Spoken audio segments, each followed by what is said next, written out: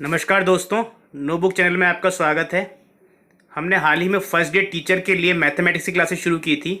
इसका first portion जिसमें हम मेंसुरेशन आपको पढ़ाया था वो आज हम ख़त्म करने जा रहे हैं। इसमें हमने आपको जितने भी बेसिक कंसेप्ट हैं वो सारे के सारे समझा दिए। आज हम जितने भी रिलेटेड क्वेश्चंस हैं जो आपके एग्जाम्स में आ सकते हैं उनके बारे में डिस्कशन करेंगे और आपको कुछ क्वेश्चंस करवाएंगे। एक बार आप सिलेबस देख लीजिए। मेंसुरेशन का जो सिलेबस था उसमें आपके पास क्यूब था, क्यूबॉइड था, सिलेंडर, कोन, स्फेयर, ठीक है। इसका आपको वॉल्यूम भी देखना था और साथ में आपको इनका एरिया और सरफेस एरिया भी देखना था। तो ये सारा का सारा जितना भी उसके कंसेप्ट में आपको पढ़ा चुका हूँ। आज इसके आगे हम कुछ क्वेश्चंस करेंगे। तो चलिए शुरू करते हैं क्वेश्चंस।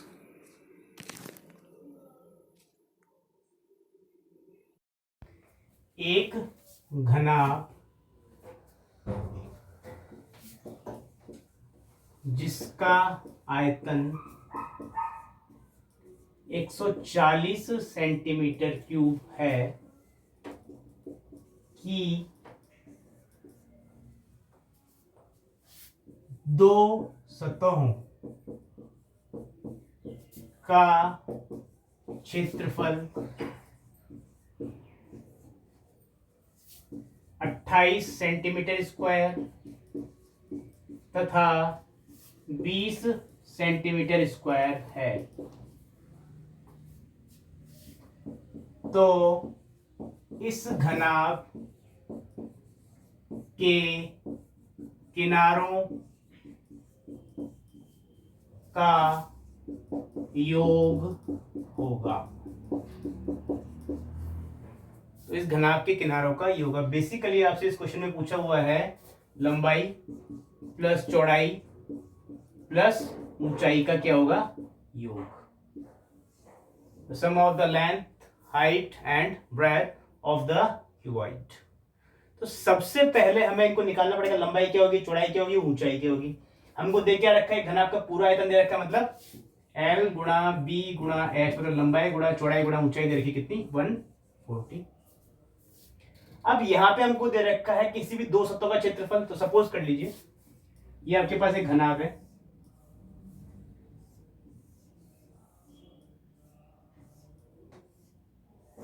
तो हो सकता है हमको ये जो बेस है आधार वाला है, मतलब लेंथ इंटू ब्रेथ, ये वाला दे रखा हो, और हो सकता है इस साइड का दे रखा हो जिसमें लेंथ हो हमारे पास और एक हाइट हो।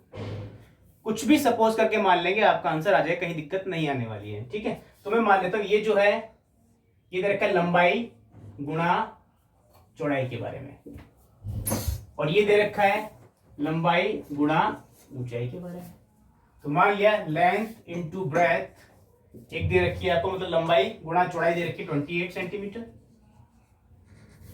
तो यहां से अगर मैं इस एक नंबर का समीकरण और ये दो नंबर का समीकरण है, तो एक और तीन नंबर का समीकरण लिखा, तो लंबाई गुणा ऊंचाई ये कितनी दे रखी है आपको, 20 सेंटीमीटर स्क्वायर। ठीक है, यहां हटा देते हैं, एक बार सिर्फ वैल्यू रखते हैं। तो एल बी एच समीकरण एक है आपके पास, एल गुणा बी मतलब लंबाई गुणा चौड़ाई बराबर 28 से समीकरण 2 है, लंबाई गुणा ऊंचाई बराबर 20 ये समीकरण 3 है। अब समीकरण एक को जिसमें लंबाई चौड़ाई और ऊंचाई दे रखी है, इसको मैं डिवाइड कर दूं समीकरण 2 से, देख लीजिए कर देते हैं। तो एल से बी कट जाएगा, एल बी से एल बी कट गया, तो बचा क्या आपके पास, केवल एच बचा। और 28 को अगर मैं इससे काटूं तो ये कितनी बार कट गया, 5 बार कट गया। इसका मतलब आपके पास हाइट निकल गई कितनी, 5। तो मैं यहां लिख लेता हूं हाइट इज इक्वल टू 5। कोई दिक्कत नहीं है यहां तक। तो हमारे पास क्या निकल चुकी है, अब हाइट निकल चुकी है। एक बार मैं इसको मिटा देता हूं।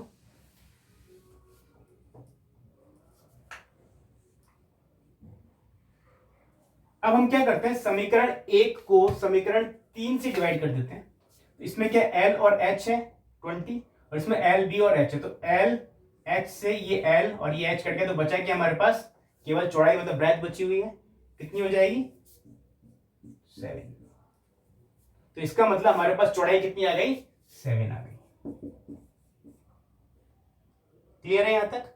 अब ये वाला जो समीकरण है जिसमें हमारे पास L into H is equal to 20 दे रखी है, तो लेंथ तो हमारे पास मिल ही चुकी है, सॉरी हाइट तो हमारे पास मिल ही चुकी है, कितनी, 5। तो यहाँ अगर मैं 5 रख दूं तो लेंथ निकल जाएगी, तो एल कितनी हो गई 20, और हाइट आपको दे रखी है 5 आपने निकाली है, तो एल इजिकल टू हो गया 20/5, कितना हो गया 4। तो यहाँ पर एल आप लिख लीजिए। देखिए नंबर से कोई फर्क नहीं पड़ने वाला कि कोई लेंथ छोटी आ रही है बड़ी आ रही है, अपने को बेसिकली 3 फिगर आउट कर रहे हैं, लंबाई चौड़ाई और ऊंचाई के। तो ये तीनों अपने पास आ चुके हैं, लंबाई चौड़ाई ऊंचाई इनको ऐड कर लीजिए, क्योंकि आपसे क्वेश्चन में क्या पूछा गया है, लंबाई चौड़ाई और ऊंचाई का योग कितना होगा। तो इनको ऐड कर लीजिए, कितना आ गया आपका आंसर 16 सेंटीमीटर। क्लियर है। तो ये आपके एग्जाम में आया हुआ क्वेश्चन है, किस तरीके से इसको करना है, बिल्कुल इजी है, कुछ नहीं करना, जो दे रखा है एलवीएच आपने ले लिया, ठीक है, इसको एल इंटू एच बी मान लो, इसको एल इंटू एच मान लो।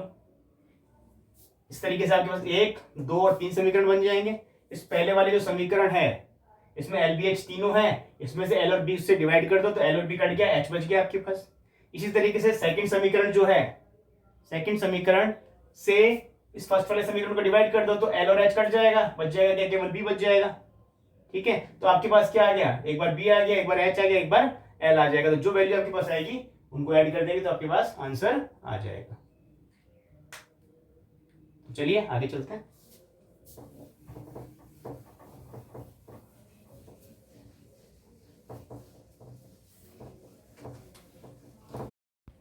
नया क्वेश्चन देखते हैं। एक बेलन तथा गोले की त्रिज्याएं बराबर हैं तथा बेलन की ऊंचाई इसकी त्रिज्या के बराबर है,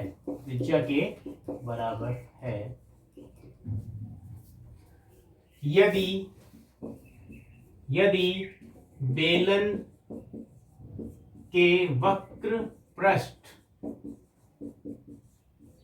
बेलन के वक्र पृष्ठ के क्षेत्रफल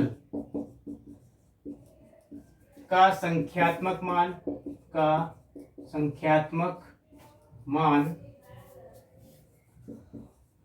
एवं बेलन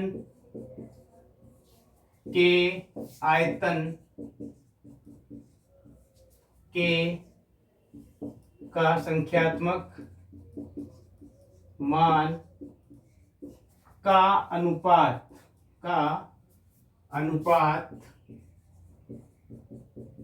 1:3 हो तो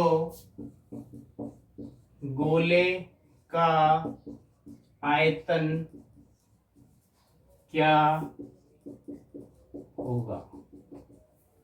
देखिए पहली बार जैसे एग्जाम में आप क्वेश्चन पढ़ते हैं तो उस क्वेश्चन को अच्छे से पढ़ लीजिए एक बार, अच्छे से थोड़ा टाइम देकर, ताकि जब आप उसको सॉल्व करना शुरू करें तो आपको बार बार पढ़ने की जरूरत नहीं पड़ेगी उस क्वेश्चन को। तो इस क्वेश्चन में क्लियर कट आपको दे रखा है कि एक बेलन है और एक गोला है। तो बेलन जो है उसका वक्र पृष्ठ का क्षेत्रफल और गोले का जो आयतन है उसका अनुपात दे दिया आपको 1:3। तो अब आपको गोले का आयतन फाइंड करना है। यहाँ एक कंडीशन और देखिए कि जो बेलन है उसकी त्रिज्या और ऊंचाई सेम है गोले की त्रिज्या के। तो चलिए इस क्वेश्चन को करते हैं। सबसे पहले हम इसमें फॉर्मूला लिख लेंगे कि क्या फॉर्मूला यूज होंगे। बेलन का वक्र पृष्ठ का क्षेत्रफल डिवाइडेड बाय, गोले की बात कर रहे हैं, गोले की किसकी, आयतन की, का आयतन। तो बेलन का वक्र पृष्ठ का क्षेत्रफल क्या होता है, पाई, आर मतलब त्रिज्या का स्क्वायर और एच। और अगर हम बेलन की बात, गोले की बात करें तो गोले का आयतन क्या होता है, बेलन का वक्र पृष्ठ का क्षेत्रफल होता है 2πr/h। और यहां पर उसने बोला है आयतन के बारे में, मैंने आयतन लिख दिया था, वक्र पृष्ठ का क्षेत्रफल होता है 2πr/h बेलन का, और गोले का आयतन होता है 4/3 पाई आर क्यूब। ठीक है, अब यहां पे ये जो दे रखा है आपको, और ये जो अनुपात है ये ऑलरेडी दे रखा है 1:3, तो यहां लिख लू मैं 1/3 इज इक्वल टू, ये 3 कहां चला जाएगा, ऊपर चला जाएगा, तो ये कितना हो गया 6/4। इस पाई से ये वाला पाई पहले काट लेते हैं, आर क्यूब है यहाँ पे, तो ये एच बराबर किसके, आर के, जैसे क्वेश्चन में दिया हुआ है कि ऊंचाई और त्रिज्या बराबर है, तो ये आर और एच इससे कट जाए, केवल एक आर बच जाएगा, और ये 3 ऊपर चला जाएगा, क्या बचा आपके पास 6/4, और यहाँ पे आ जाएगा आपका 1/r। क्लियर है? तो इसका मतलब ये जो मेरे को आर निकालना है, इसको मैं निकाल लूंगा इजीली, इस आर को यहां ले जाता हूं, इसको यहां ले जाता हूं, तो ये आर इज इक्वल टू कितना हो गया आपके पास 9/r निकालना है, जिसको निकालना है उसको ऊपर रखिए, क्रॉस मल्टीप्लीकेशन यहां ले आइए, या वैल्यूज को उल्टा कर दीजिए, तो आर यहां आ जाएगा, 3 यहां चला गया, 3 और 3 9 हो गया, 9/2 किसकी वैल्यू आ गई, आर की, तो आर जो है वो कितना आपके पास 9/2। अब इससे अपने को क्या निकालना है, सिंपल आयतन निकालना है, और आयतन का फॉर्मूला अपने को पता ही है, आर की वैल्यू अपने पास आ ही चुकी है, तो सॉल्व कर लेते हैं आर को। तो अब अपन गोले का आयतन सॉल्व कर लेते हैं। गोले का आयतन सेम 4/3 पाई आर क्यूब, 4/3 पाई को ऐसे रहने दीजिए, क्योंकि क्वेश्चन में जो आंसर पूछा तो पाई की फॉर्म में पूछा था, आर की वैल्यू कितनी है 9/2 इंटू 9/2 इंटू 9/2, इस 3 से इसको 3 बार काट लीजिए, ये 4 कट गया इससे, तो कितना हो जाएगा ये 243 पाई। This is the value of the volume of a sphere. ये क्या हो गया, आपके जो गोला था उसका आयतन कितना होगा 243 पाई। तो ये आपके एग्जाम में क्वेश्चन आया हुआ था, इसको इजीली आप सॉल्व कर सकते हैं, एकदम इजी क्वेश्चन है, कुछ नहीं करना, बस हल्के से कंसेप्ट क्लियर होने चाहिए, आप इजीली कर सकते हैं सारे के सारे क्वेश्चंस। ठीक है, चलिए आगे करते हैं।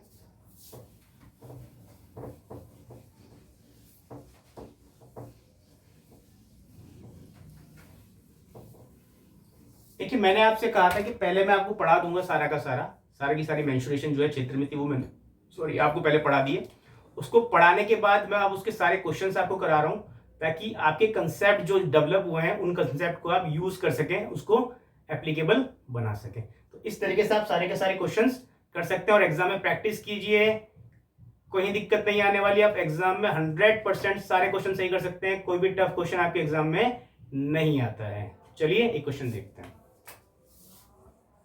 यदि शंकु की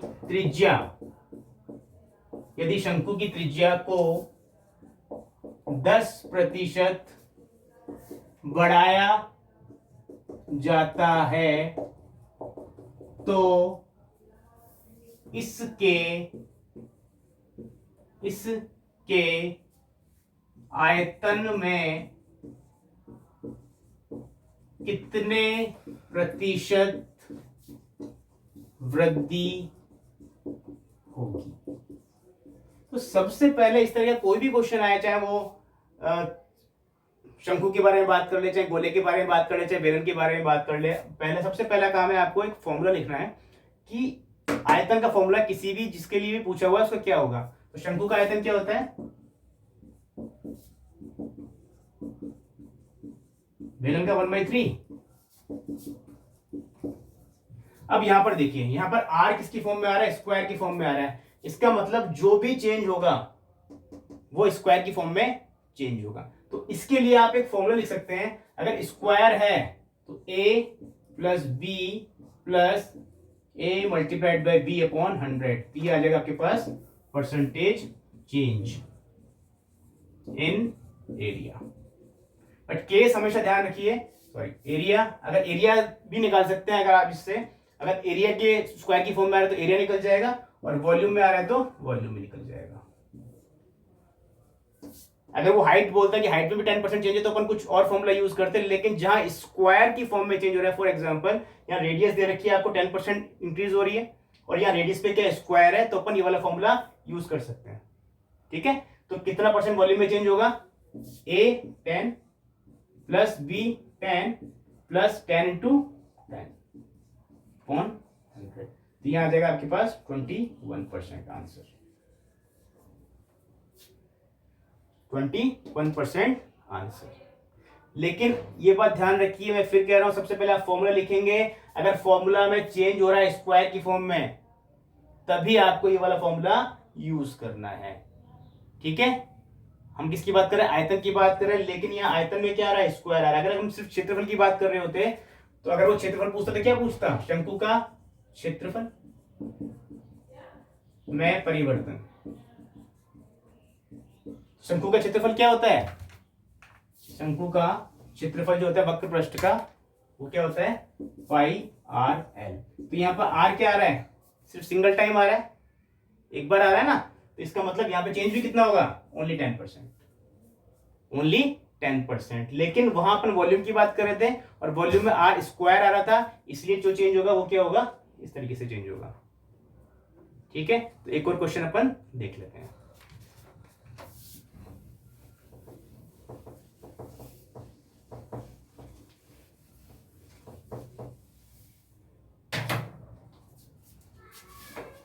यदि एक गोले की त्रिज्या में 5% की वृद्धि की जाती है, तो उसके संपूर्ण क्षेत्रफल में कितने प्रतिशत की वृद्धि होगी। सबसे पहला काम फॉर्मूला लिखिए, तो फॉर्मूला क्या होता है, 4 पाई आर स्क्वायर। अब यहां देखिए सारी वैल्यू कांस्टेंट है, चार भी कांस्टेंट है, पाई भी कांस्टेंट है, केवल आर में परिवर्तन हो रहा है कितना, 5% का, तो स्क्वायर है, तो सेम फॉर्मूला यूज कर लीजिए, a plus B plus A B upon 100। तो a कितना है 5, तो 5 प्लस 5 प्लस 5 गुणा 5 बटा 100 कितना हो जाएगा 10.25%। तो अगर आप 5% रेडियस में चेंज करते हैं, मतलब एनहांस करते हैं, तो यहाँ कितना चेंज होगा 10.25% चेंज हो जाएगा, किसमें, एरिया में। ठीक है, तो इस तरह कोई भी क्वेश्चन आए तो आप इजीली कर पाएंगे, लेकिन सबसे पहले फॉर्मूला लिख लीजिएगा। अच्छा, अगर कमी पूछे तो आप क्या करना है वो देख लेते हैं। देखिए कमी पूछे तो -5, फिर -5, और यहां आप कर लेंगे प्लस, क्योंकि एक ए है माइनस का, एक ये भी माइनस का, बी जो है ये भी माइनस का, तो माइनस माइनस क्या हो गया, प्लस आ गया। यहाँ कितना हो जाएगा -10, और प्लस ये कितना हो जाएगा 0.25। तो जब इसमें से आप ये घटा लेंगे तो कितना हो जाएगा 9.75%। तो कमी जो होगी वो कितनी होगी, 9.75% की कमी होगी, यदि अगर वो 5% वृद्धि की जगह कमी दे दे, कि त्रिज्या में 5% की कमी की जाती है, तो क्षेत्रफल पर क्या प्रभाव पड़ेगा, तो क्षेत्रफल पर प्रभाव पड़ेगा minus minus minus minus plus, और इससे सॉल्व कर लेंगे तो आपका आंसर आ जाएगा 9.75। अगर वृद्धि की बात करें तो कोई दिक्कत ही नहीं है, सबको इसको प्लस करना है, फिर दूसरी बार प्लस करना है, फिर आपस में स्क्वायर करके प्लस कर देना, आपका आंसर आ जाएगा। कर लेंगे एग्जाम में, कोई दिक्कत हो आप मेरे को मैसेज कर सकते हैं कमेंट्स में, मैं बिल्कुल आपको बताऊंगा, 10 बार बताना होगा 10 बार बताऊंगा, लेकिन आप एग्जाम में प्लीज गलत मत कीजिएगा। ठीक है,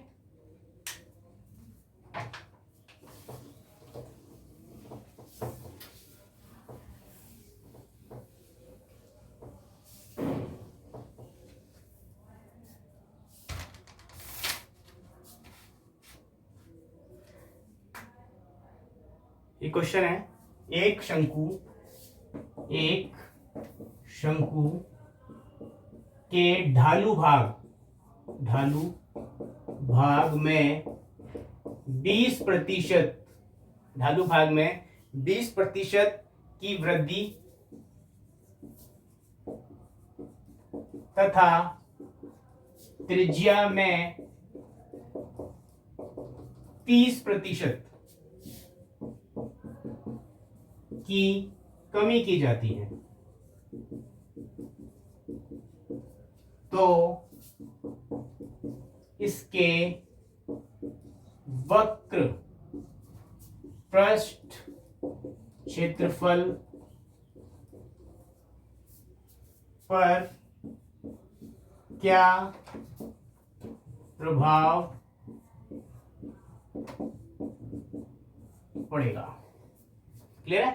एक शंकु के ढालू भाग में 20% की वृद्धि तथा त्रिज्या में 30% की कमी की जाती है तो इसके वक्र पर क्षेत्रफल पर क्या प्रभाव पड़ेगा। तो शंकु जो होता है इसका वक्र पृष्ठ का क्षेत्रफल क्या होता है, पाई आर एल। यहां आर एक बार आ रहा है और एल एक बार आ रहा है, ठीक है। तो इसका मतलब हम फॉर्मूला कौन सा यूज करेंगे, A plus B plus A B upon 100।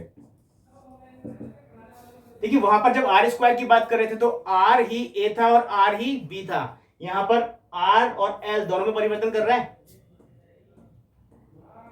इसलिए एक आर तो हो गया ए और एल हो गया बी, ठीक है। तो यहां आर के जो चेंजेस है वो तो ए की फॉर्म में लिखेंगे और जो एल में चेंज है वो बी की फॉर्म में लिखेंगे। लेकिन अगर वो सिर्फ आर में चेंज कर रहा होता तो आर में अगर चेंज कर रहा होता तो जितना चेंज हो रहा होता उतना ही क्षेत्रफल में भी चेंज हो रहा होता, या सिर्फ एल में चेंज कर रहा होता तो जितना एल में चेंज हो रहा होता उतना ही यहाँ पे वक्र पृष्ठ के क्षेत्रफल में भी चेंज हो रहा होता। तो चलिए करते हैं।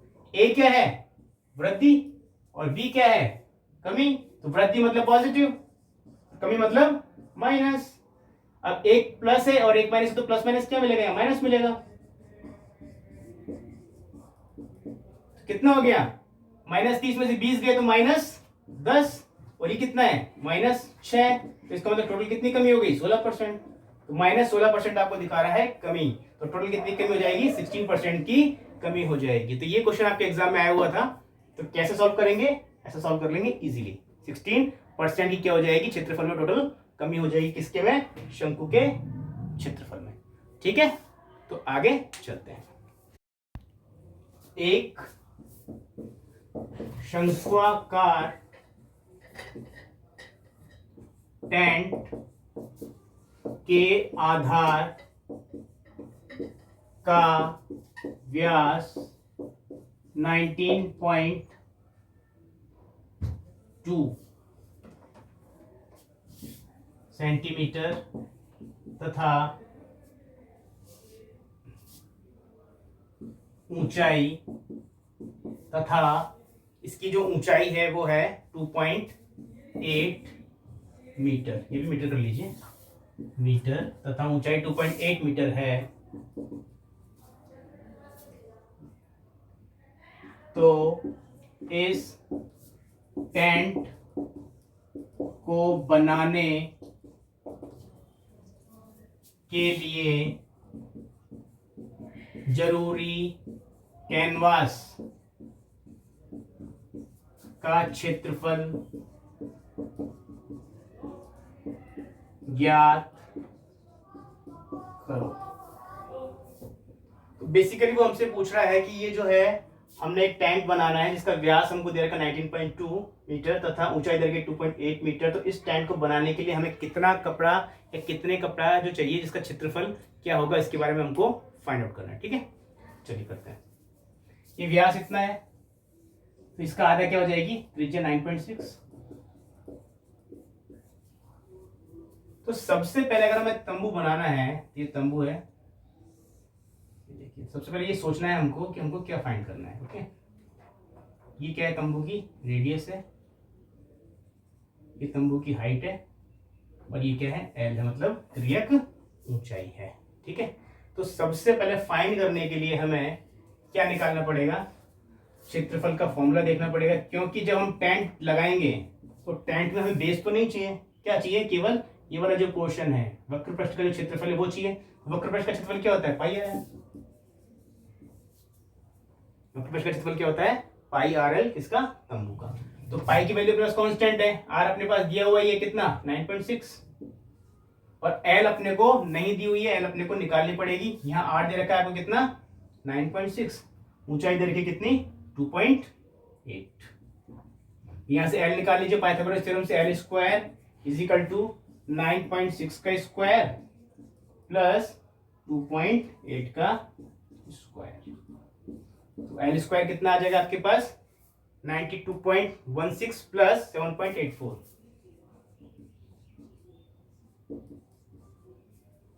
इसको जोड़ लीजिए तो एल स्क्वायर आ गया कितना 100, तो एल की वैल्यू कितनी हो गई 10। ठीक है, तो एल की वैल्यू कितनी हो गई 10। यहाँ पर एल इजिकल टू 10 है, तो यहाँ से हम क्या निकाल सकते हैं, क्षेत्रफल निकाल सकते हैं। तो क्षेत्रफल क्या हो जाएगा, पाई, पाई की वैल्यू 22/7, आर की वैल्यू कितनी दे रखी थी 9.6, और एल कितना है आपके पास 10 है। तो यहाँ पे अगर आप ये नहीं लिखना चाहते तो इसको एज इट इज पाई की फॉर्म में भी लिख सकते हैं। तो कितना तक 96 पाई मीटर स्क्वायर। क्लियर है। तो हमें कितना टेंट चाहिए या कितना कपड़ा चाहिए कैनवास का, 96 पाई मीटर स्क्वायर। तो आपके एग्जाम में इस तरह से पूछा गया था कि एक टेंट बनाना है तो टेंट के लिए हमें कितने कपड़े की जरूरत पड़ेगी। क्लियर है, कर पाएंगे इजीली, बिल्कुल इजी है, कुछ नहीं इन क्वेश्चंस में, आराम से कर सकते हैं।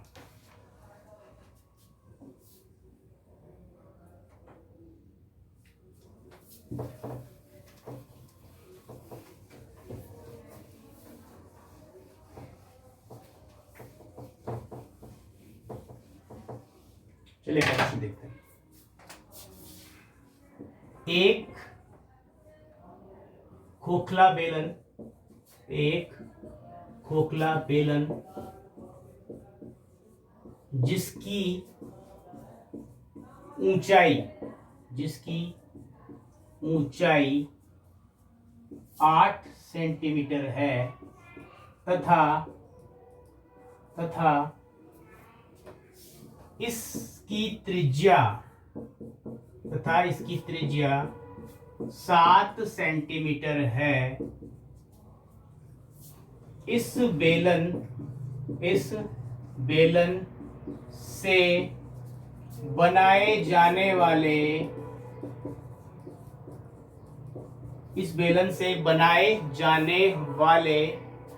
आयत, क्या बना रहे हैं हम इससे, आयत की लंबाई तथा चौड़ाई क्या होगी। देखिए बहुत आसान है, बस चीजों को विजुअलाइज करने की जरूरत है। मैं आपको बता देता हूं एक बार, देखिए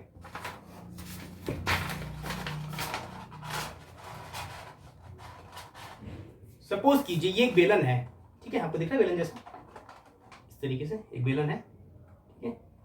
अब आपको करना क्या है, वो बोल रहा है ये जो बेलन है इसमें आपको क्या दे रखा है, ऊंचाई दे रखी है।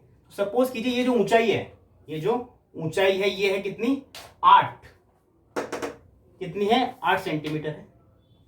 और फिर वो बोलता है कि इसकी जो त्रिज्या है वो 7 सेंटीमीटर, मतलब ये जो त्रिज्या है यहां से, ये जो इसकी मैं आधी कर लूं व्यास का, तो ये त्रिज्या ही कितनी है 7 सेंटीमीटर है। अगर मैं इसको अब देखिए खोलता हूं आपके सामने, ये मैंने बेलन को काट के खोल दिया, ये क्या बना आपके सामने, ये आपके सामने बन गया एक आयत।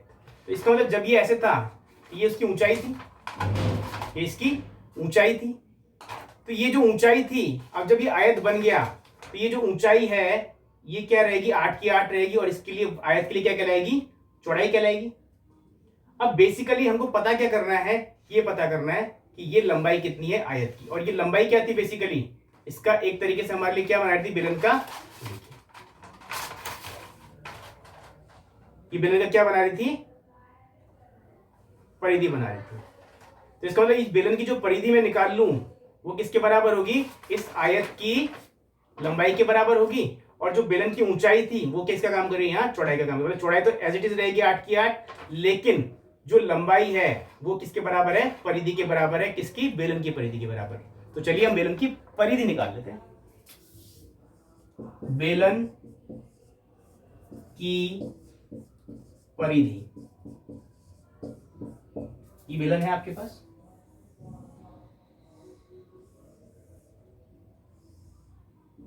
ये कितना है आपको दे रखा है ऑलरेडी 7, और ये जो हाइट है ये कितनी है 8। तो ये जो हम इसको काट के जब आयत बनाएंगे, इस तरीके से हम इसको आयत बनाएंगे तो ये तो 8 ही रहेगा, लेकिन ये जो है ये किसके बराबर होगी, परिधि के बराबर होगी। जब इसको काट के खोलेंगे तो परिधि हम निकाल लेते हैं इसकी। तो बेलन की परिधि क्या होती है, ये क्या एक तरह से वृत्त है, तो वृत्त की परिधि वो बेलन की परिधि है, तो क्या हो जाएगी 2 पाई r, 2 मल्टीप्लाई बाय 22/7, और आर की वैल्यू कितनी दे रखी है, 7 दे रखी है। 7 से 7 कट जाएगा, 22 इंटू 2 कितना हो गया, 44। इसका मतलब ये जो लंबाई है किसकी, आयत की, कितनी हो जाएगी, 44 सेंटीमीटर, और चौड़ाई कितनी है, 8 सेंटीमीटर। तो सिंपल निकाल सकते हैं आंसर। तो आपको कुछ नहीं करना, चीजों को विजुअलाइज करने की कोशिश करनी है और इसके अलावा कुछ भी नहीं करना है, ठीक है। तो आप इजीली क्वेश्चन कर पाएंगे एग्जाम में भी। चलिए अगला क्वेश्चन करते हैं।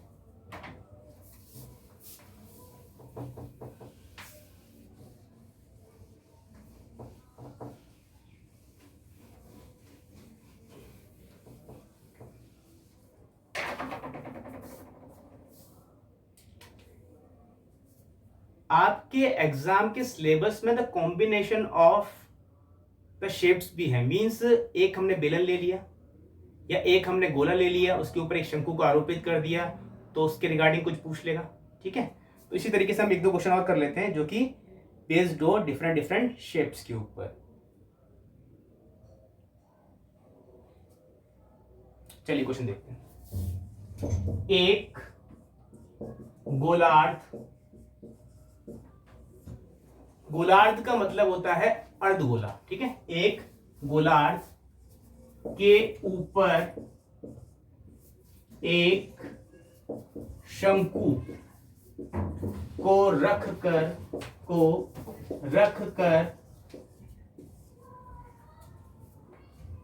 एक खिलौना बनाया गया है। यदि गोलार्ध तथा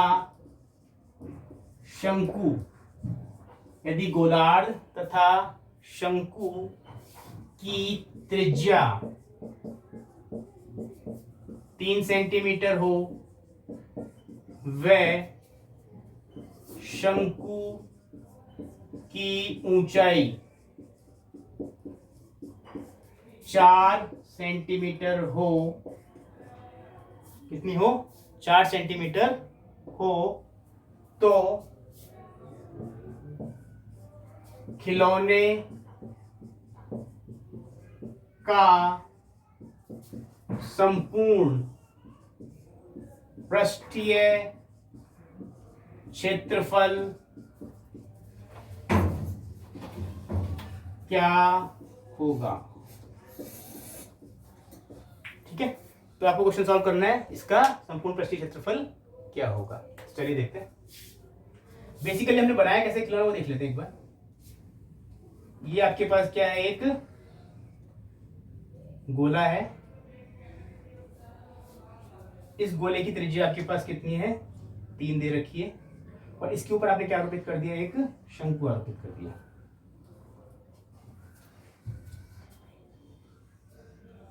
ठीक है, बन गया, खिलौना बन गया। वो बोल रहा है जो शंकु है इसकी हाइट दे रखी है आपको कितनी, 4, और जो इसकी त्रिज्या है 3, वही शंकु की भी त्रिज्या है, और हमको ये निकालना है। सबसे पहले L निकालना पड़ेगा, क्यों, क्योंकि जब संपूर्ण पृष्ठीय क्षेत्रफल ज्ञात करेंगे तो सबसे पहले ये जो आपके पास शंकु है इसका वक्र पृष्ठ का क्षेत्रफल ज्ञात कर लेंगे, और ये जो गोला है आपके पास अर्धगोला, इसका भी वक्र पृष्ठ का क्षेत्रफल ज्ञात करेंगे। तो शंकु का वक्र पृष्ठ क्षेत्रफल पाई RL होता है, और अर्धगोले का, गोलार्ध का वक्र पृष्ठ का क्षेत्रफल क्या होता है, 2πr²। देखिए मैंने ये बताया था, ये वाला जो पोर्शन है ये और ऐड होता था πr², लेकिन अभी ये क्या है, क्लोज हो चुका है, मतलब बंद हो चुका है। तो एक्सपोज तो नहीं है, जब एक्सपोज ही नहीं है तो इसका मतलब इसका एरिया भी नहीं निकाला जाएगा। तो बचा क्या आपके पास, केवल 2πr², और बाकी ये जो है शंकु, इसका क्या बचा बाहर का, वो क्या है, πrl। तो यहाँ हमारे पास r तो सभी की दे रखी है, l हमको निकाल लिए, तो l निकाल लेते हैं। l² इजिकल टू रेडियस का स्क्वायर प्लस हाइट का स्क्वायर। तो l², रेडियस का स्क्वायर कितना है, 3, और हाइट का कितना है, 4।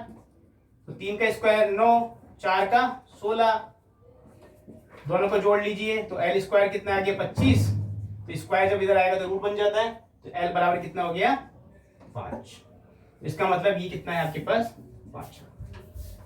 अब आपको संपूर्ण पृष्ठीय क्षेत्रफल निकालना है, या तो आप अलग अलग निकाल के जोड़ लीजिए या फिर कंबाइन कर लीजिए, जैसी आपकी चॉइस है। तो अपन एक बार कंबाइन करके निकाल लेते हैं। एक बार मिटा देता हूं ऊपर से।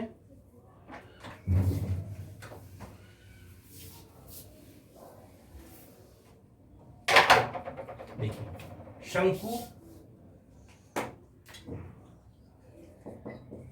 शंकु का पृष्ठीय क्षेत्रफल, उसमें ऐड कर लेंगे किसका, गोलार्ध का।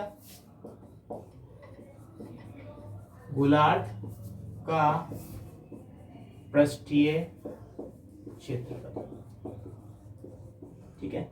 तो शंकु का क्या है, पाई आर एल, और गोलार्ध का क्या है, 2 पाई आर स्क्वायर। तो देखिए पाई यहां पर भी है और पाई यहां पर भी, तो दोनों में से पाई और एक आर बाहर ले सकते हैं क्योंकि आर दोनों की सेम है। तो पाई और आर आप बाहर ले लीजिए, यहाँ क्या बच गया, एल बच गया, और यहां से पाई और आर बाहर ले लिया तो अंदर क्या रह गया, 2 आर रह गया। क्लियर है। तो इसको अपन आगे सॉल्व कर लेते हैं।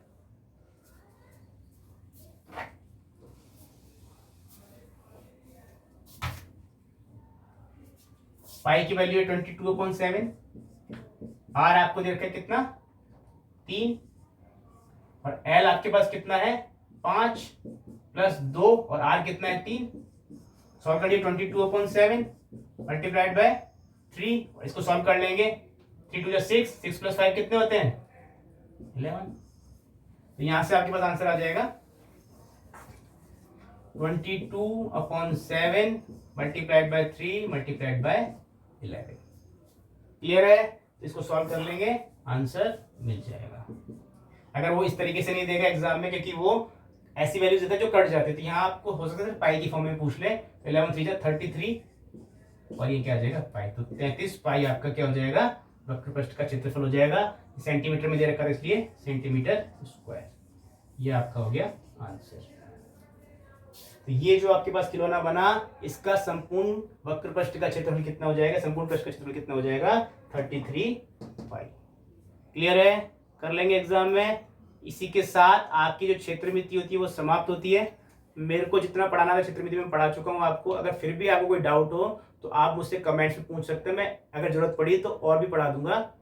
एग्जाम जब आपका होगा तो अपन और ज्यादा क्वेश्चंस कर लेंगे इसी के बेसिस पे। अब मैं आपके लिए मेन मोड मीडियम शुरू करूंगा। मैं चाहता हूँ मैथ्स आपकी कंप्लीट करा दूं, उसके बाद रीजनिंग कराऊंगा, रीजनिंग के बाद आपकी साइंस पढ़ा दूंगा।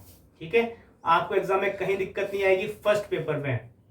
बस मैनेजमेंट में नहीं पढ़ा पाऊंगा आपको, बाकी सारे सब्जेक्ट में आपको पढ़ा सकता हूँ। ठीक है, थैंक यू सो मच।